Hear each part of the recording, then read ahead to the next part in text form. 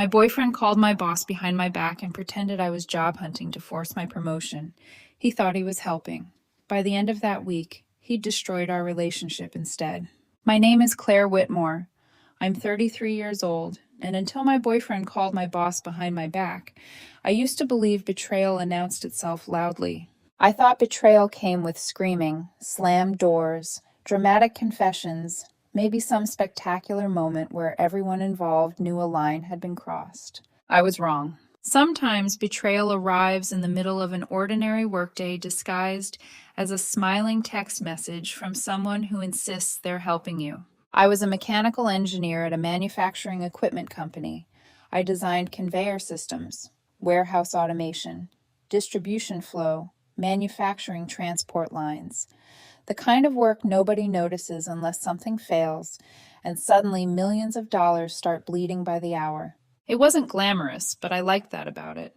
Machines were honest. If something jammed, there was a reason. If something overheated, there was data. Nothing pretended to be kindness while actively making your life worse. At least machines didn't. I'd been at that company for 6 years. Started junior, worked my way up to lead design engineer on a small team, earned a reputation for being reliable. I wasn't the loudest person in meetings. I wasn't the kind of employee who turned every update into a performance. I just did the work, solved problems, stayed late when needed, and assumed consistency meant something. My salary was $91,000. Good money for my field and area. Not flashy, not executive level, but stable. And stability mattered to me. Marcus, my boyfriend, saw stability differently. We'd been together almost 2 years. He worked in commercial real estate as a leasing agent for a brokerage, and ambition wasn't just part of his personality. It was practically his religion. He read business books for fun, called Sunday evenings reset sessions, talked about networking the way normal people talked about weather. At first, I found it attractive. Confidence can be seductive when you're not yet close enough to notice where confidence ends and control begins. For the first year or so, his intensity just felt like drive. He challenged himself constantly, set goals, chased bigger commissions, wanted more. Then, gradually, without either of us naming it, that energy turned toward me. The comments started small. You should push harder. Engineering pays well, but management pays better. My colleague's husband became VP at 31. Don't you want to be making 6 figures before 35? None of it sounded openly cruel. That's part of what made it confusing.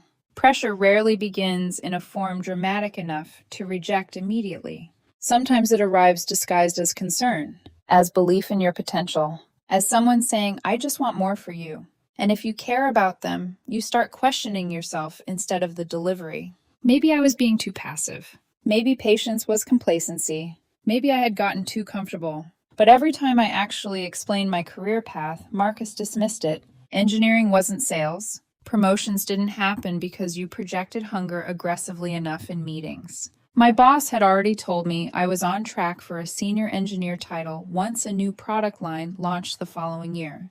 There was a plan, a timeline, a structure. I was okay with that. Marcus never was. To him, waiting looked suspiciously like weakness. The day everything changed was a Wednesday, a completely ordinary Wednesday. I was at my desk reviewing CAD revisions for a Midwest client when my phone buzzed. Marcus, I expected something forgettable. Lunch plans, a grocery reminder, a meme. Instead, I opened the message and read, Hey, so I just called your office and talked to your boss. I told him you've been getting recruiter interest and might be considering other options. Figured if he thinks you could leave, he'll move faster on your promotion.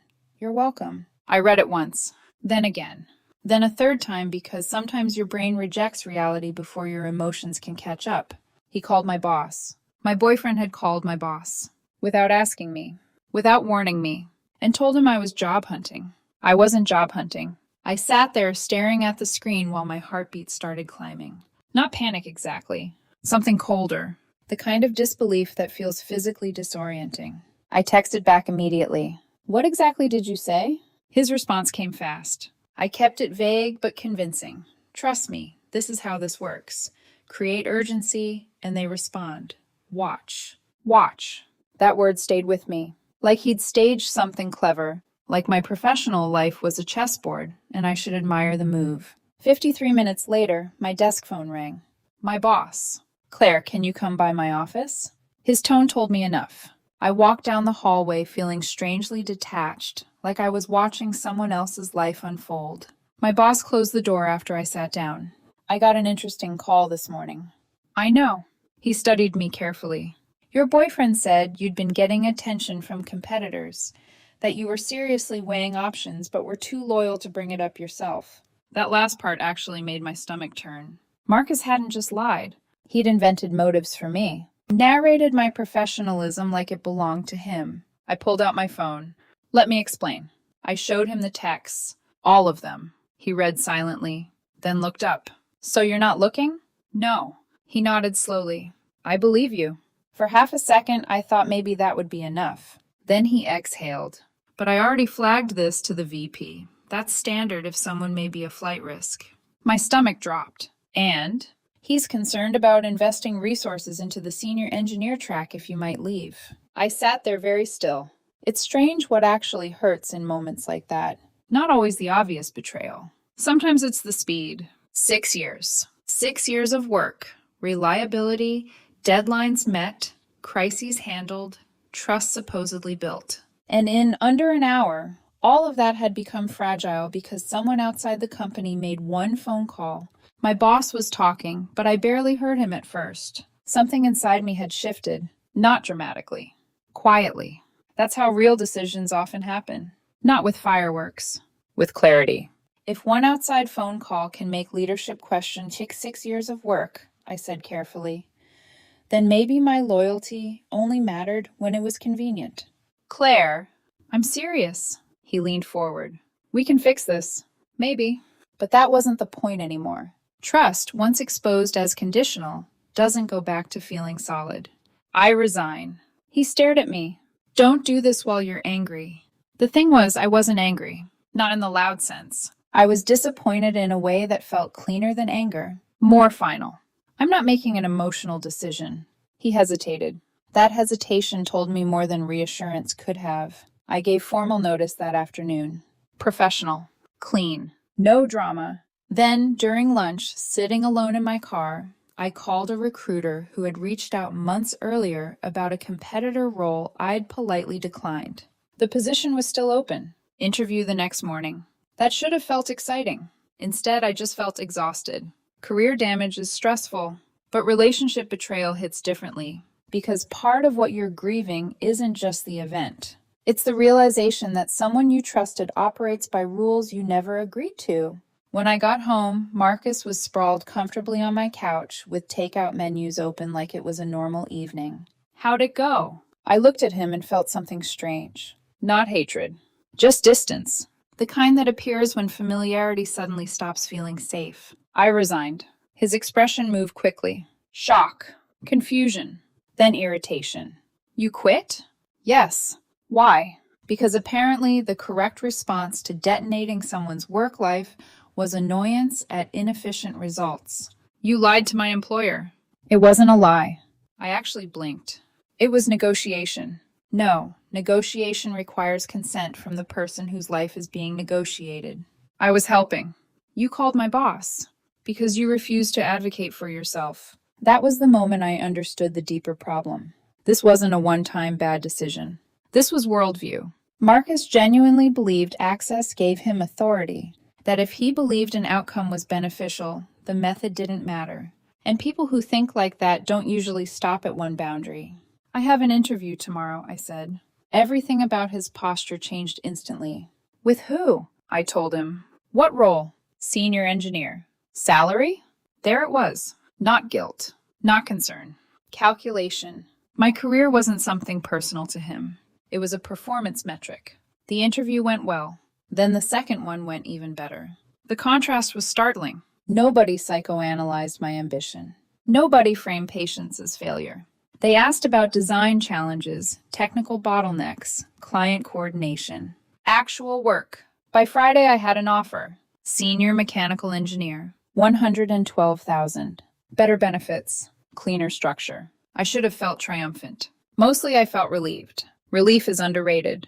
People imagine victory as adrenaline. Sometimes victory just feels like your nervous system unclenching. Marcus's response? I knew this would happen. No apology. Just satisfaction. He genuinely believed he deserved credit. And maybe that would have been almost funny if it weren't so revealing. If someone shoves you into traffic and you survive by jumping onto the sidewalk, I told him, they don't get credit for improving your reflexes. He rolled his eyes. Results matter. That sentence told me everything. Because yes, outcomes matter. But when someone uses outcome to excuse method, what they're really saying is your boundaries only matter when convenient. During my notice period, Marcus started telling mutual friends he'd pushed me toward something better. Engineered my career pivot. Recognized my potential before I did. That kind of revisionism is weirdly common. Some people can't tolerate being the villain in their own story, so they rebrand themselves as misunderstood catalysts. A week into my new job, Marcus brought up moving in together. A nicer apartment, much higher rent, 50-50 split, because apparently my increased income had already been allocated in his imagination. I said no. He called it punishment. I called it boundaries. Then, 3 weeks into my new job, he did it again. Casual dinner. Normal conversation. Oh, Jenna mentioned her husband's company is hiring a VP of engineering. I nodded. Then Marcus said, I told her you might be interested. I just stared at him. Without asking me? I'm telling you now. That sentence. That breathtaking confidence that informing someone after the fact somehow counts as respect. And suddenly everything became crystal clear. This wasn't misunderstanding. This was pattern. He believed his judgment outranked my autonomy. When I confronted him, he called me afraid of success. Said I was sabotaging myself. Said I needed someone who challenged me. It's interesting how often controlling people reframe resistance as weakness. Because if disagreement automatically means fear, they never have to question themselves. I ended it that night. He cried, argued, promised to stop. Said I was throwing away 2 years. And maybe that's what made it sad. I believed he loved me. I just no longer believed love made him safe. Those are different things. His mother called the next day, apparently convinced I should be grateful for a man invested in my future. That conversation explained a lot. Some beliefs are inherited. Then came the final twist. My old boss called me from his personal phone one Saturday. The senior engineer position I'd been waiting for?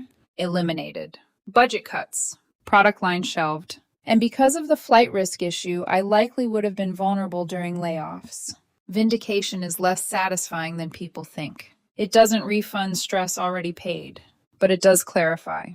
Later, mutual friends learned the real story. Marcus's narrative collapsed. Even his little networking stunt with Jenna backfired after her husband realized Marcus had spoken confidently on my behalf without my actual involvement.